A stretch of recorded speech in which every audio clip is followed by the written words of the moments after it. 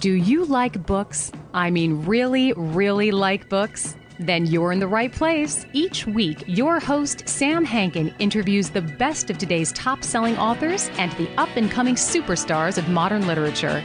This is The Avid Reader. Here is your host, Sam Hankin. Hey everyone, thanks for stopping by. This is The Avid Reader, brought to you by Wellington Square Bookshop, which just so happens to be my bookshop. Today we'll be chatting with Caryl Pagel, author of Out of Nowhere into Nothing, published last year by Fiction Collective 2.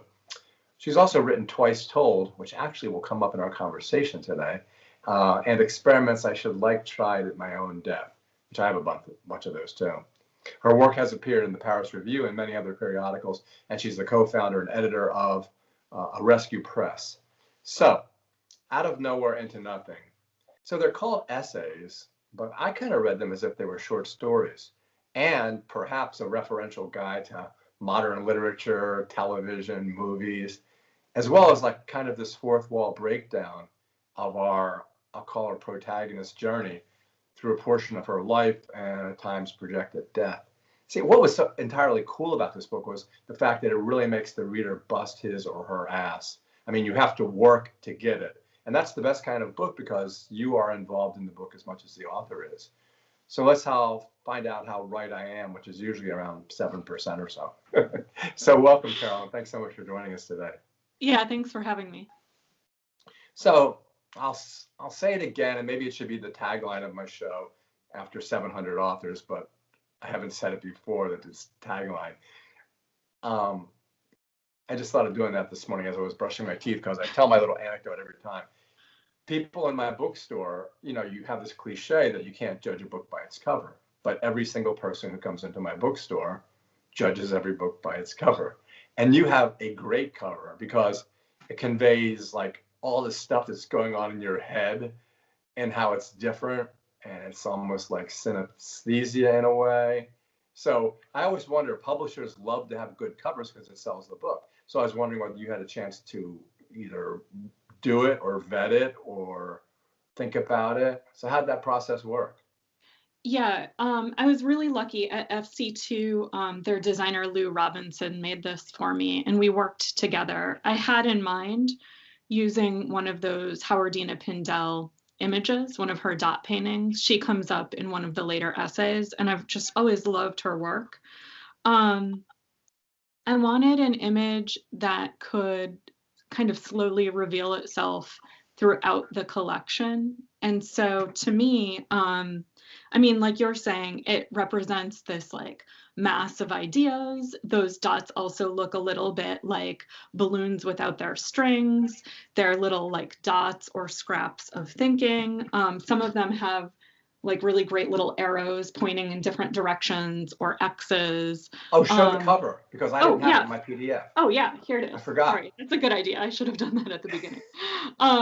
So here's the image. And I just have always loved Pindell's work. And so I suggested it. And then FC2 and Lou Robinson, the designer, made up a couple of options for me. And then the other thing that she did, which is kind of silly, but I had it in my mind, is that I asked if she could figure out what the font was that appears on the Chicago Skyway toll bridge. I don't know if you've ever driven into Chicago that way, but it has a very sort of memorable wide font. And so I asked the designer if she'd be willing to find something really similar, which is just kind of like a private little joke with myself, I guess, because, you know, so much of the book takes place in or around Chicago, which is where I'm from. And now I live in Cleveland. And so when I go home, I always cross over that tollway and I see that font. But yeah, I'm also, as you mentioned in the intro, I work in publishing. And so I think a lot about covers, just like you do. You know, I look at them all day and I work with a lot of designers. And to me, it's like one of the most fun parts of publishing something or of, frankly, having written a book. I just love that part of the process. I also like non-serif fonts, and I also like the fact that there's negative space. I mean, that makes such a difference. And it's a really nice white, but I don't know how you got that. But anyway, okay. That's the cover. You didn't write it, so we should move on. But it does sell your book, so that's good. And then the other thing as a bookseller that I'm always interested in is epigraphs. Because, well, actually, I always think of the cover as the outside of a jigsaw puzzle box. You know there's something inside that you're going to be putting together.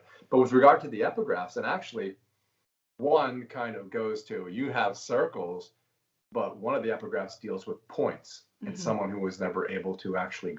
Why don't you I don't want to do it. You tell the epigraphs.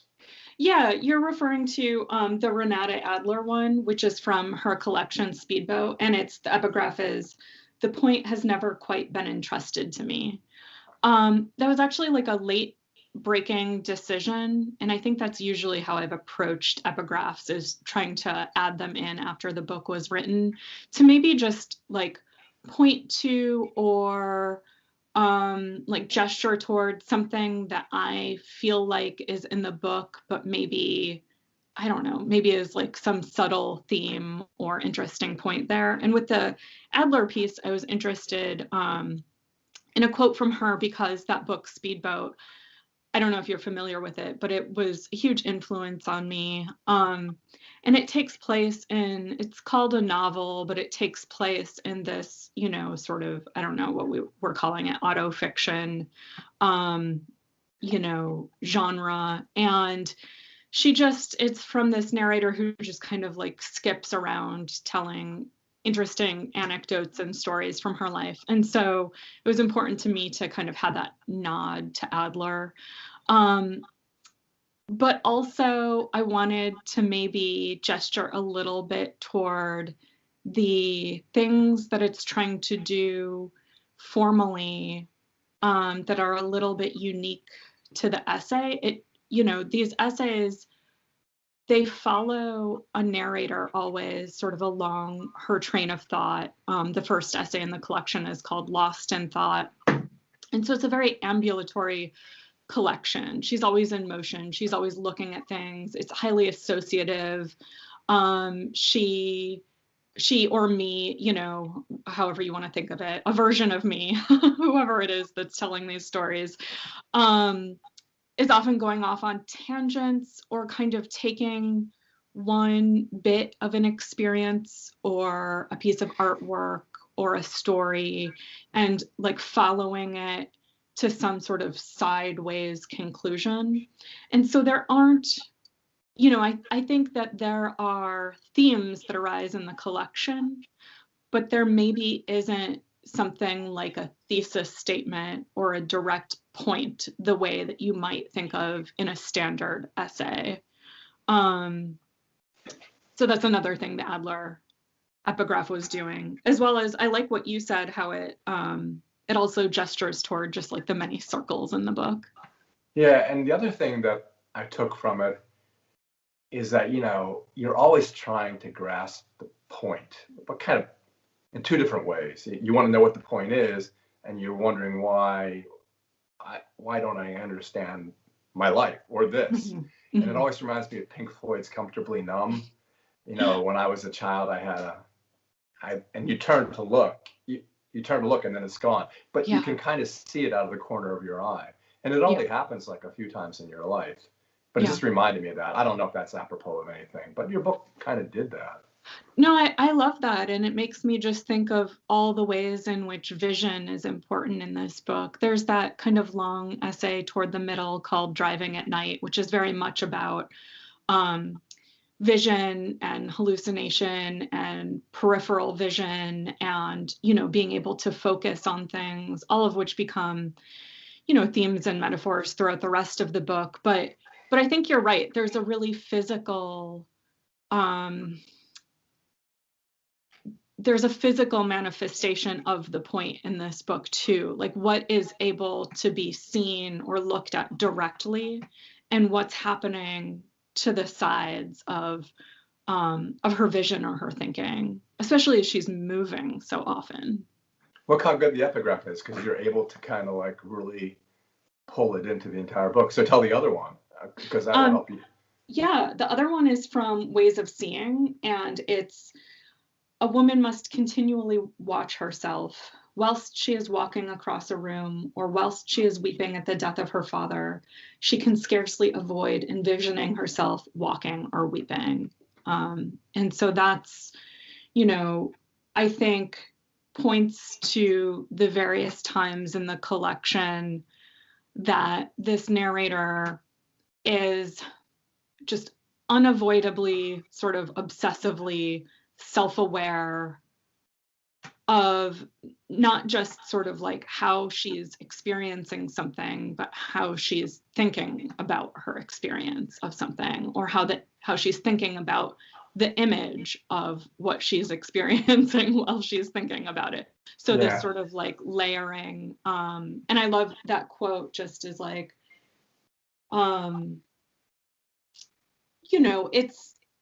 it's about being in the true depths of loneliness and despair and grief, which also occur in this book at various moments. And even in that most sort of pure emotional state, one might not be unable to sort of see themselves as a character in their own life. Or at least this narrator has that problem. It's funny because this was the first time I had to go to work because I had to go to Berger, and then I had to watch the episodic documentary, and I could have read the book, and then I had to, so this is just like a 2-hour aside down the rabbit hole. But the epigraph kind of made me feel cheated because like I'm a guy, and I've been observing myself since I was 8 years old and thinking, who the hell is this? And watching myself do it, I thought, wait a minute, it's about women, but should I feel uncomfortable with that? Yeah, I think it's not purely, a gendered experience by any means. Although at various points in these essays, this narrator does feel possibly just more of like a pressurized self-reflection, or a pressurized sense of being looked at or objectified because of gender, although it's certainly not exclusively a gendered experience or reaction to something. Well, it's interesting if you begin, well, first of all, I mean, yes, you're from Chicago, but the whole beginning starts with you, the you who you may be, walking around Chicago and the idea of these twice told tales. So then I had to remember about twice told tales. And then I went to Nathaniel Hawthorne and his twice told tales, and he only got paid $100 for it. And then I had to go back to where he got it from, which is Shakespeare, which twice told tales are as tedious as the vexing of the dull ear of a drowsy man. And then I interviewed Carl Oberkanaskar, and he said, the worst thing you can do is tell somebody your dreams because they're so boring to the other person. And then he told me his dream, which but anyway, so look what your book does. I mean, it's like some kind of course. It's like a master course. Thank you. I mean, I feel like I could maybe endlessly teach this course. Well, so what's the deal with Chicago? You're walking around and you must be doing this. You must be thinking of what you're going to be. And why are they twice told? Yeah, so I think, well, I'd have a couple of answers to that, but maybe to just start with that first essay that you're referring to, which is called Lost in Thought, in which the narrator is wandering around Chicago, a place that she's from and used to live, after some time has gone by. So she's both familiar with the landscape and with the city and looking at it all anew. And during the course of the essay, sort of thinking about herself specifically as a person walking through this landscape, and also just the kind of idea of a woman walking through a city. So all of those things are kind of at play. There's kind of like a mirroring or a doubling or a tripling of experience there. And so in that first essay, I think the idea of a twice told tale is possibly a more personal sensation. The idea of like walking through maybe a version of yourself that used to exist, or a version of the story of your life that used to exist. And, back to that idea of sort of seeing yourself as a character returned to a specific environment. But the way it comes up in a lot of the other essays, not so much this one, but in a couple of the others, is actually just her obsessive desire or delight in retelling the stories of others, and thinking about the intimacy involved there. Like I agree that telling a story too many times can lose the power of it.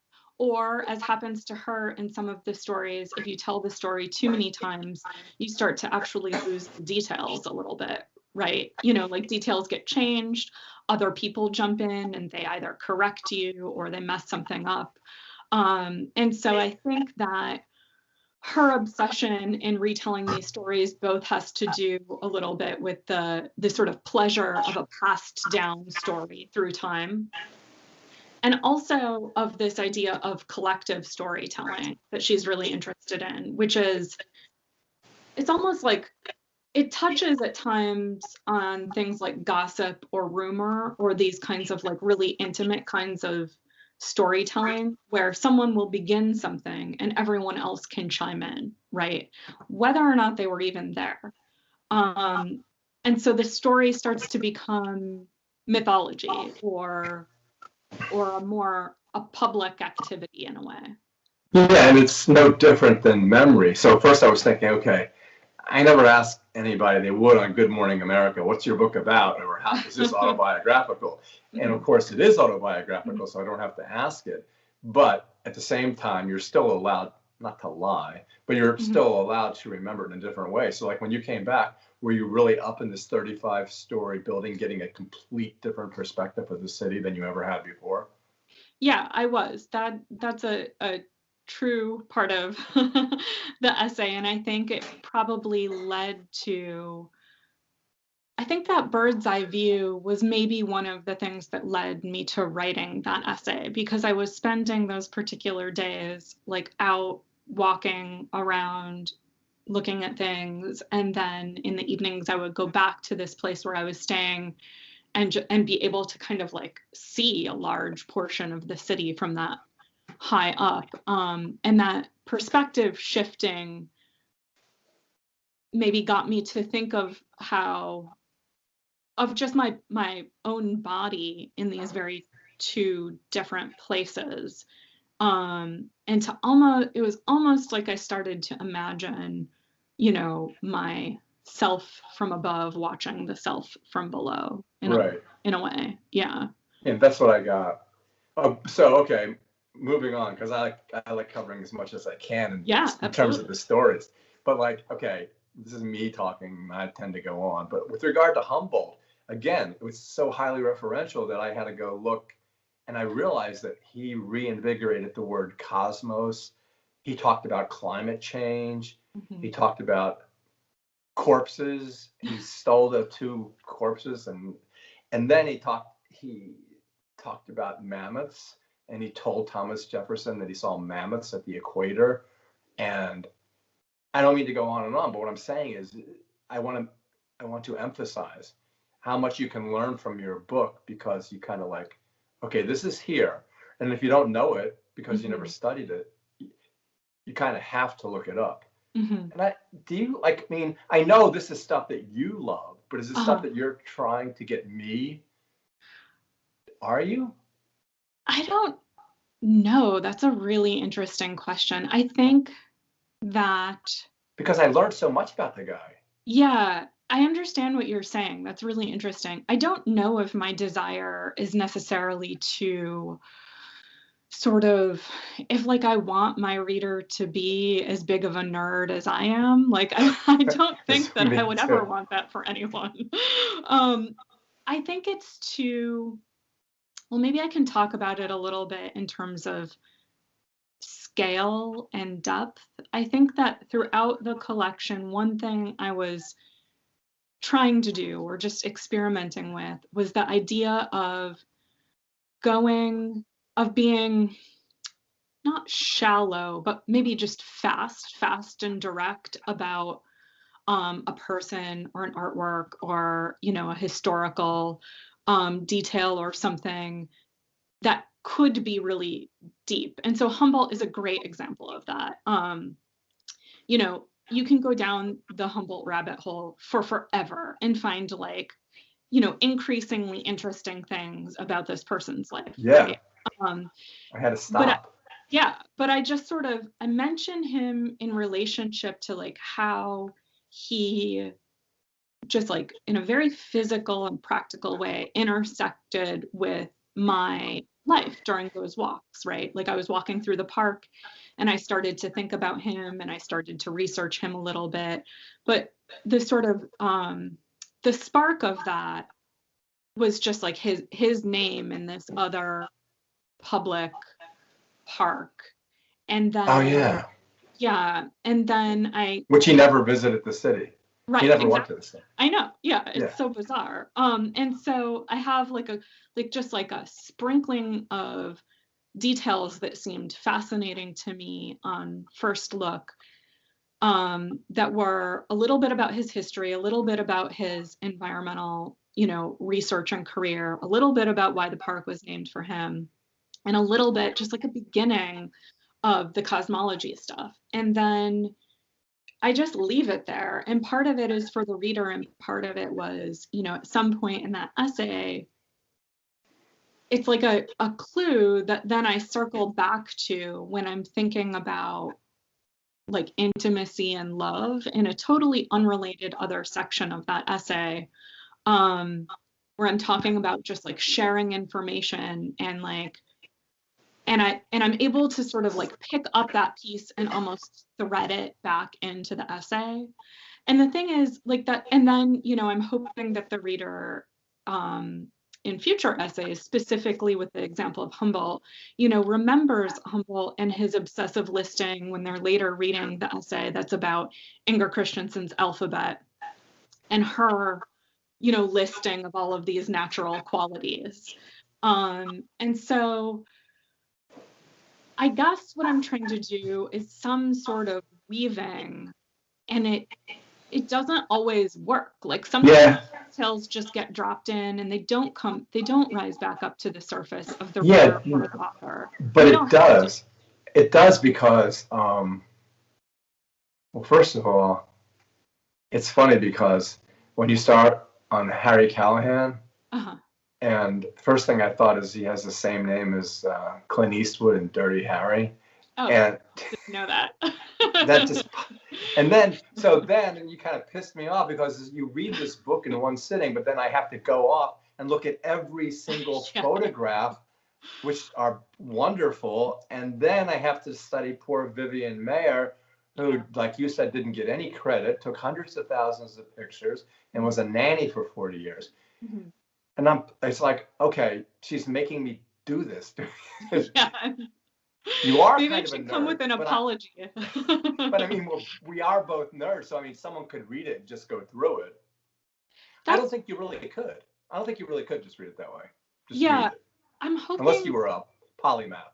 Yeah, I'm hoping that it presents options essentially, such that you could read any single essay and have an experience of it that you could just walk away from it and having gotten something. And then if you're inclined to sort of return to the artwork, that's available to you.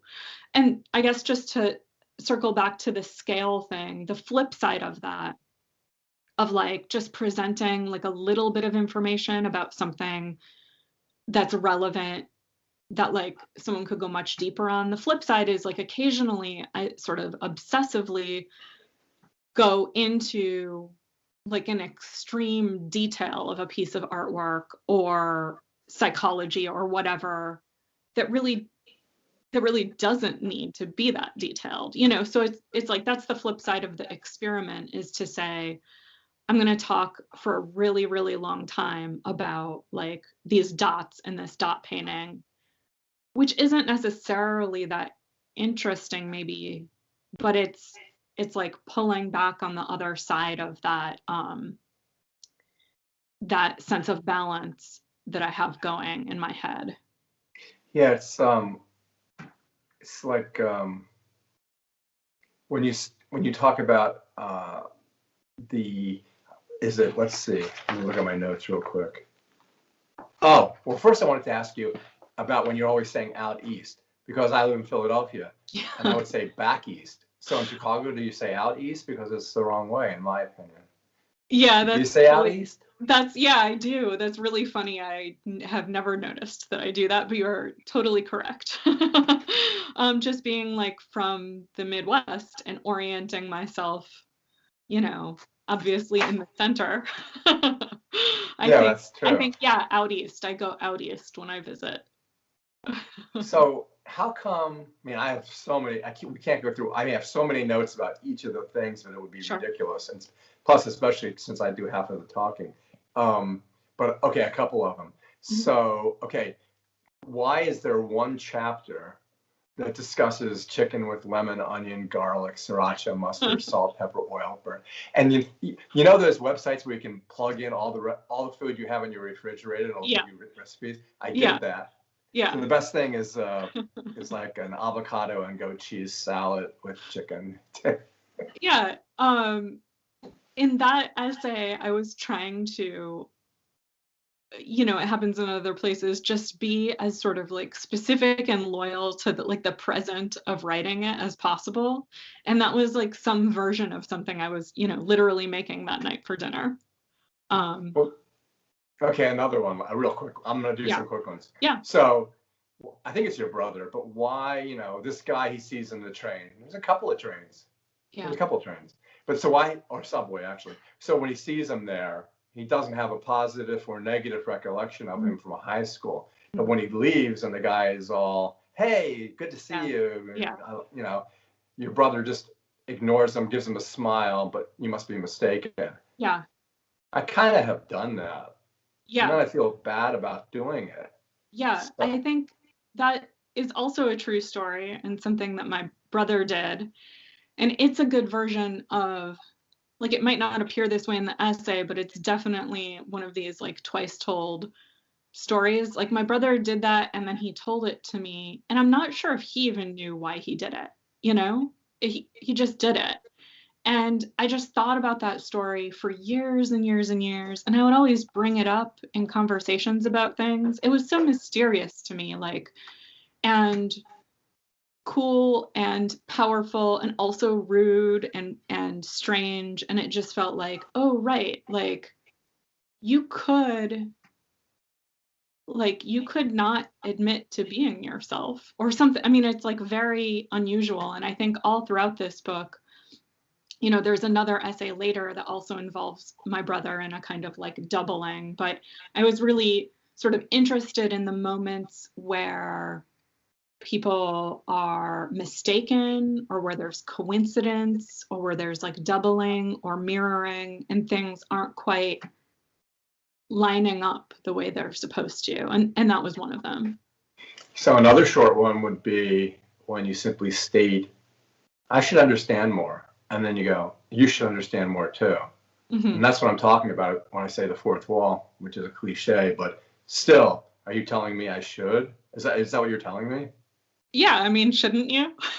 Yeah, but you don't need to tell me that. I've done that all my life. I think that comment, which is, I think it's supposed to be another maybe doubling moment. Like the context of it is it's in a kind of relationshipy part of the book. And so it's a little bit addressing an actual you, or maybe just like the generic situation of like a breakup or a disentangling, which is that, usually if everyone would have tried to understand each other a little bit more, perhaps the disentangling would not have happened. But I think that is true too of author and reader, or I was interested in the question of it. Like, how much is everyone trying to understand? Like, should I be trying to understand the reader more? And should they be trying to understand me or that character more? And it harkens back, but I can't really explain why because it's so amorphous. It harkens back to the epigraphs, but be that as it may. But the other one that kind of pissed me off that you did was because this took 2 hours, mm-hmm.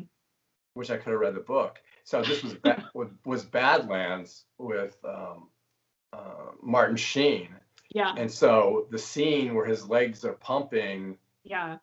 And, they said at the time, this is an incredible movie, one of the best movies of the 20th century and all that. I never thought about it. And then I found out that both kids, Charlie Sheen and Emilio Estevez, were in it as extras.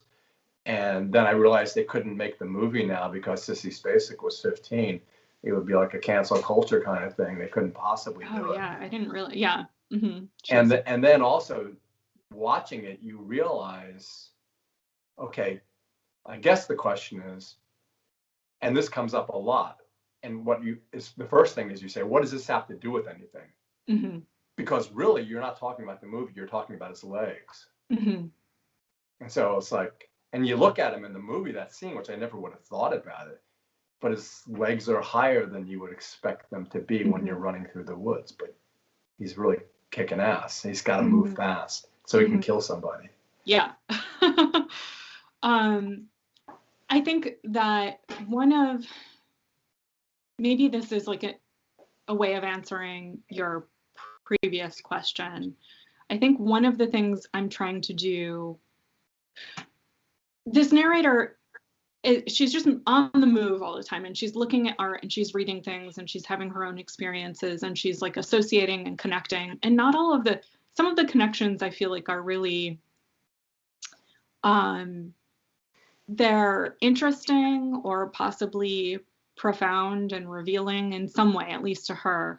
And some of them are just like a mind at work, And so these little details, she's pulling in, it's almost like a nest making or something. She's pulling in these images or shapes or experiences and trying to make something of it all.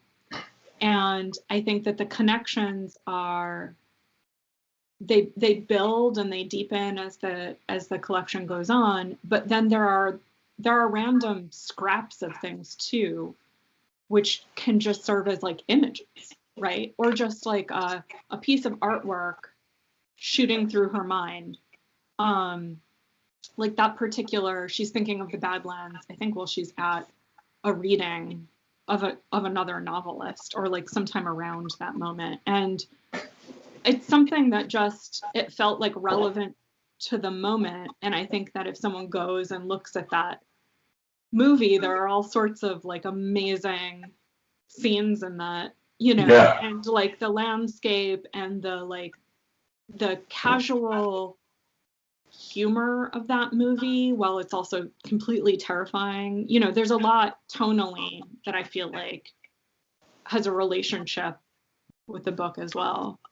And not to belabor the point, but like the very ending when he just decides, okay, I'm done. That's it.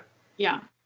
Tell us about Sherwood Anderson's death. That's rather than me telling, you tell it. Sherwood Anderson died on a cruise with his wife because after knocking back a martini with an olive in it, the toothpick got lodged in his digestive tract and poked through his intestines, essentially, and he slowly became infected and died. It's a sad story, a sad death of, I think, a beautiful writer. Also, I think an important lesson for any cocktail drinkers in the crowd. So, it's like it always stuck in my mind, maybe because of that. I thought of it because I drink martinis, and then I thought, oh, geez. Yeah, you have to be careful. I know. But the funny thing about that was, this is where you sent me on that. So his wife has this interesting name, so I looked her up. She handled his estate, and she also was her mom was the head of Rosemont Industries that had these textile stuff, and it still exists. The company still exists. And it's Yeah. like, did I ever want to know this? Now I know it, and it's really Yeah. interesting, especially the kind of textiles that they chose. But another thing, another thing is the story of the train, and the story on the train, which is so fascinating. But the part I wanted to key in is when you go, can't you just smell the cigarette smoke on the train? And I'm thinking, who evokes the smoky car? Is it you? Is it Anderson? Is it the reader? Is it the narrator of the story? Yeah. Are we evoking it now when we talk about it? You know, Yeah. It's who all does of it? it. It's, I mean, one thing that's like so magical about reading, about telling stories over and over, and about this sort of, I'll call it maybe like an archival impulse, the thing you were just describing, where once you sort of find this interesting tidbit, if you go back and back and back and start looking at all of the materials, you can't help but to be, if you're someone who's delighted by all of these very strange details, as you clearly are, Sherwood Anderson's wife's current, contemporary textile company, that's the sort of work I was doing in this book. And, one of the things that I love about literature is that time compression that you're talking about. And so that, the smell and the view from that train, it's happening, it's simultaneously to all of us, right? It's compressing time in this way, and it's creating actually a kind of intimacy and connection between everyone who is not only experiencing that story, but then going and retelling it, or retelling some part of it, or even just carrying it around with them. I mean, it's just like this sort of, what do we do with like the material of our lives is so ethereal and abstract, and what are we, we're just like, I'm just walking around thinking of that story every day. That's the material of my life. And it's funny because, the Iowa Writers Workshop, Liz Moore did a workshop at our bookstore, and everyone goes, don't let your research show. Mm-hmm. And your research doesn't show here because it's like, I'm doing it as well. This is like, Mm-hmm. we're in this as a team.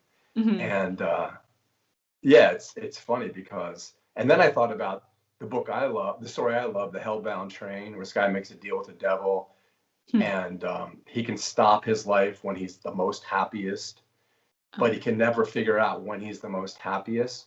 So then he dies and he gets on the Hellbound Train, but everyone there is the kind of people he likes, prostitutes, gamblers, and he's having a great time. So he fools the devil and says, okay, let's stop now.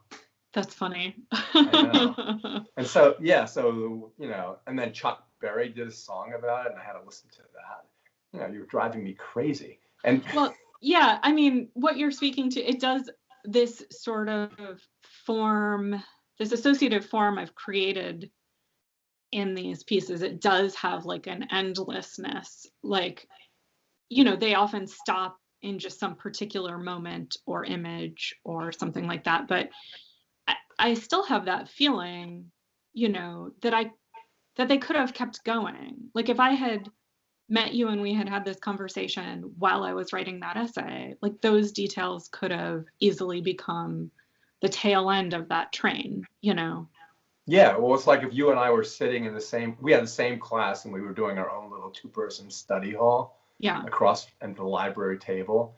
This is what we would do, and you would say, look at this. Yeah. And that's pretty cool. I mean, and that look at this feeling, I think is at the heart of this. And it's a really, back to, my self-proclaimed nerdiness. I think that the book ultimately is just, it's a readerly point of view, like these essays are being written by someone whose like greatest love is reading and looking at artwork as a reader, and looking at the experiences of her life or the places she goes as a reader. And hopefully in the best moments, I think, in the book are those where like the actual reader of the book can share in like the delight that you're referring to of the like, oh my God, look what I just found out. Like, or that moment that you call someone and you're like, you'll never believe this, or like, this is totally crazy, you know? Yeah. And you Yeah. could have made them, although he does it in a very humorous and intelligent way, you could have done it like David Foster Wallace and done all this discursive footnotes. But it's much better to have it flow within the book. And then you put in stuff that the reader's not researching, but he has to think about it, like the 90-second rule, which the 90-second rule being that if you feel anger, just wait 90 seconds, it'll go away. And then you go on and on from there. But what it made me think of is what I do now, which is when I have a text or an email, I sit on it. I don't click send. And I thought that's very similar to what you're talking about. And it's that kind of idea that created this practice in me. Yeah, absolutely. Yeah. So, but that was just like a tip, you know? Yeah, right. It's just a tip. And that tip, maybe you'll remember, is something that a friend of mine in the essay told me. So it's kind of a passed along little bit of information there. Yeah. Yeah. And that's like almost a self-help kind of thing. Yeah. So yeah. it's like a portmanteau book. But then the other ones, like, okay, Humboldt, maybe everyone in 100 years, somebody reading the book will know Humboldt, but will they know The Office?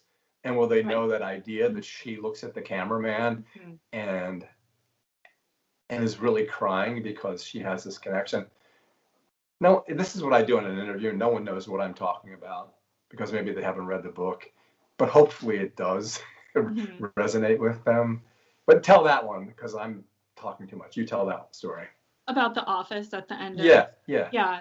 So this is at the end of the Sherwood Anderson essay, and it's the title essay of the collection. And essentially it's so weird to describe these essays, but it's about Sherwood Anderson's death, and then it's a retelling of one of his stories on the train, and then it sort of transitions into a discussion about emotions and where they come from in the body, and kind of touches on William James a little bit and on some of the things you were talking about in terms of like more contemporary psychology about emotions, and if we're feeling them first or if we're experiencing them first. And then as a sort of associative story about the body and emotions, the narrator tells this quick little anecdote about a very famous scene from the American version of The Office where Jenna Fisher is her name, I think, who plays Pam.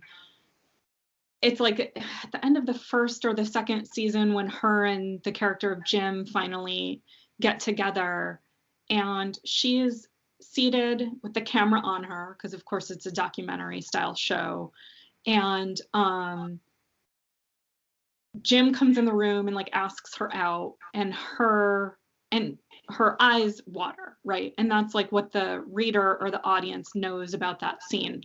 But I had heard that what actually happened in real life was that the real filmmaker, who was of course also playing the part of a filmmaker, saw that just really as a human being who was like invested in the story arc of the show, and that his eyes watered and he started to tear up at this very moving moment that was happening to him, both fictionally and in real life.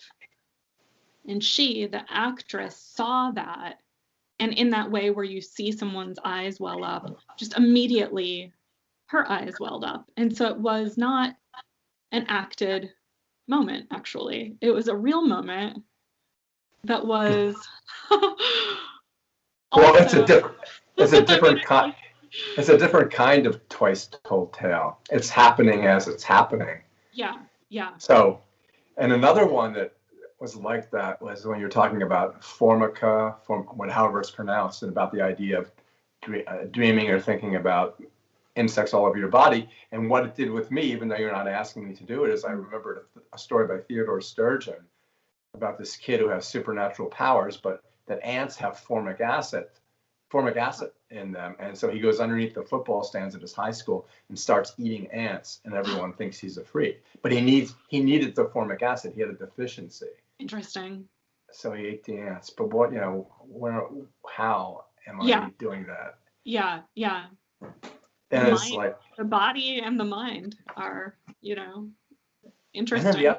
The other interesting one is, and I don't know whether this is true, is watching your family's surgery being done, which kind of goes to the LASIK surgery too. But is that true? Can you do that? Yeah. So that was it's from an essay called Driving at Night, and it talks a lot about hallucinations and the Society for Psychical Research, but the sort of background event in it is an eye surgery, and that I had. And right at the end, like one of the final little vignettes in the essay talks about, again, this kind of like endless doubling of when I had that surgery done, my mom came with me, and she was able to look at a TV screen in which a camera was pointed at essentially like my eyes being cut open. This was LASIK before they did it totally with the lasers or whatever. And so, she just happened to mention this to me as something that was like, I think she was mentioning it because it was gross afterwards, but just thinking of myself, again, referring to that Berger quote at the beginning, just like able to see myself suddenly in that past experience in which, as like the moment my eyes were, being cut open, the moment I lost sight and was blinded by the surgery, someone else's eyes were focused on my eyes via this mediated camera situation. It just felt like one of those images that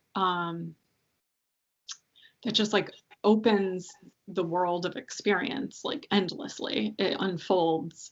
Well, do you find that you actually live your own life like Berger says, like I kind of do? Do you constantly feel that way? Is there always somebody who's the commentator of your life?